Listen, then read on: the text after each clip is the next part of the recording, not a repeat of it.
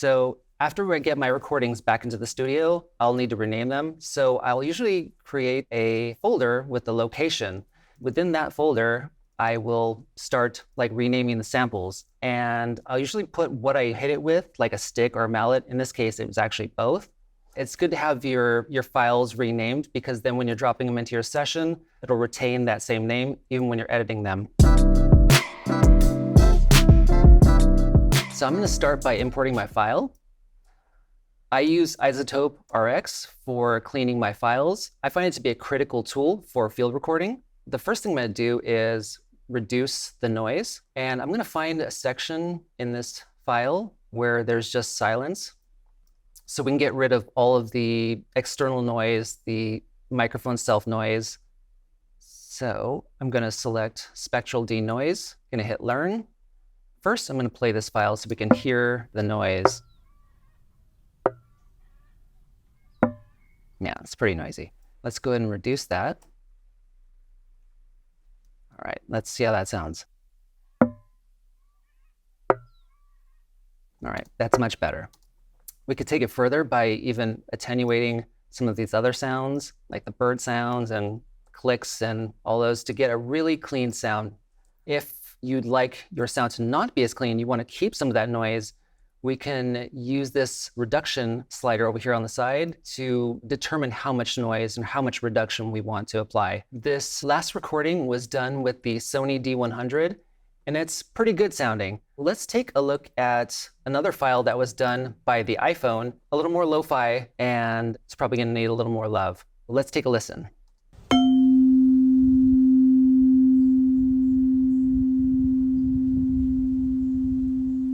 So the first thing I'm noticing is all of this low frequency stuff going on down here, this noise.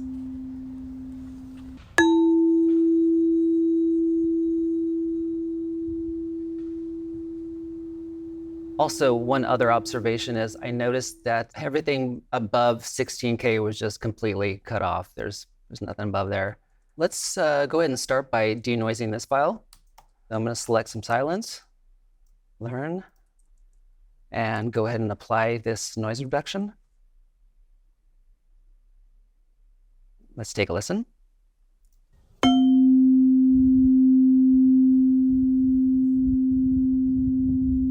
That sounds better. Let's go ahead and attenuate this low frequency stuff that we want to get rid of. So I'll use spectral repair in addition to the spectral denoise. With spectral repair, I can just go and focus in on little noises that I want to attenuate, and spectral denoise is more of a broad stroke. It gets rid of all the broadband noise, which is great. So I'm just going to go ahead and use attenuate to get rid of some of this low frequency stuff. I can also increase the strength of the attenuate. Let's see how that sounds.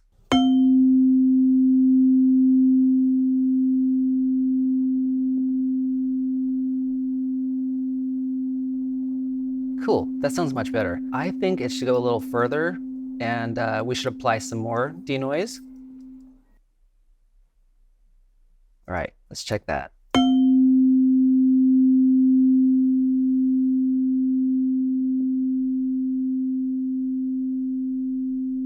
Cool, I think that sounds good. The next thing I'm going to do is I'm going to go through all of these files and denoise all of them. Then we are going to go into the editing. There's a couple ways that we can do this. The first way is I can just save these files in RX and then import them straight into Ableton. Let's go ahead and do that now. Let's open up Ableton and drop a sample in there. So there's our sample, and I am going to slice this up. So I'm going to right-click on a sample, choose Slice to New MIDI track. There's a couple ways that we can do it. We can choose Slice by transient, warp marker, or by bar if we have a beat that we know is in time. I'm going to choose transient and select drum rack. So now it's mapped our file to a drum rack. I've actually mapped some custom controls on my drum rack, like pan random, spread, transpose. So let's take a listen to what we have here.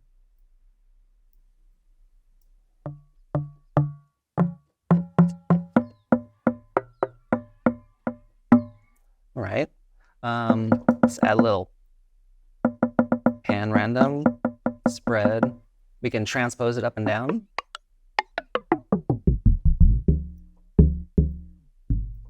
Get a cool bass sound.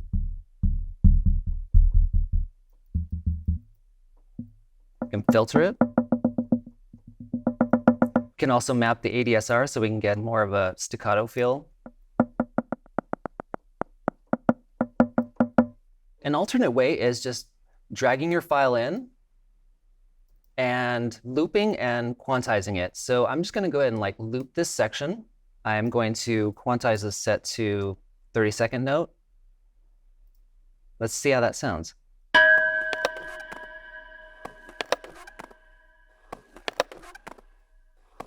Right.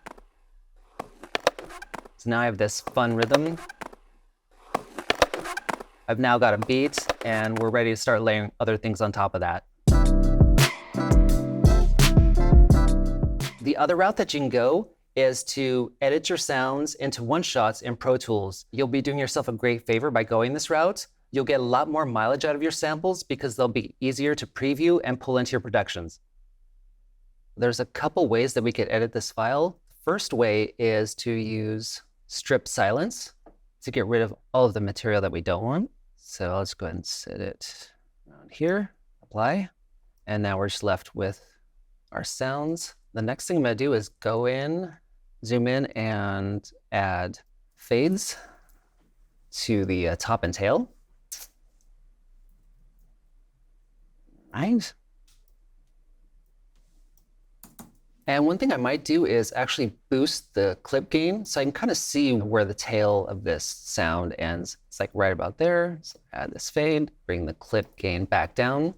Then I'll consolidate this. Then I will export it. I'll make sure to choose a folder where I can easily recall this. All right, and then I'll just go ahead and apply that to all of the rest of these sounds. The other method of editing our sounds is to use separate clip and separate clip at transients. Separate clip at transients. Click OK. It's done a decent job of finding the transients. I see that it missed it right here, so I'll just extend that.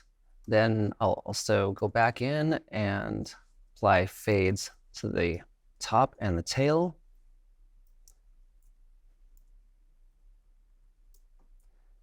Boost the clip gain.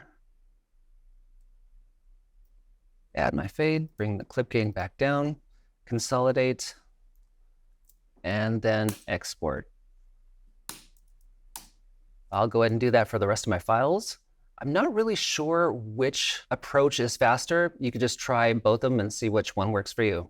So these two methods of editing are really great for percussive sounds because it's looking for the transient and also stripping out the silence. If you have an ambient piece of audio, it might be a little bit different. So we have this long ambient file that we recorded at the park of birds and roosters. There's obvious pieces that we may want to edit. We can kind of go like this, edit this piece and fade it.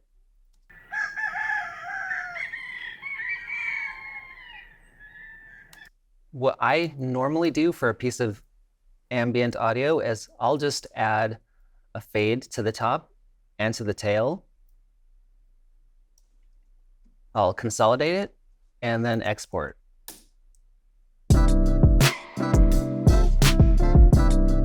After we finish editing in Pro Tools, I'm going to take those one-shots, bring them into RX, and normalize them. I'm going to do that by batch processing them.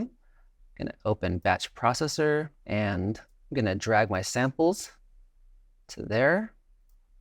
Let's check the normalize settings. It is set to -6 dBFS. You can raise this to whatever level you like, -1, or wherever you feel is good for you. I like to have it at -6. Bit depth, 24-bit. Location is the same location the files are in now. And I'm going to hit process. And there we go. All our files are normalized.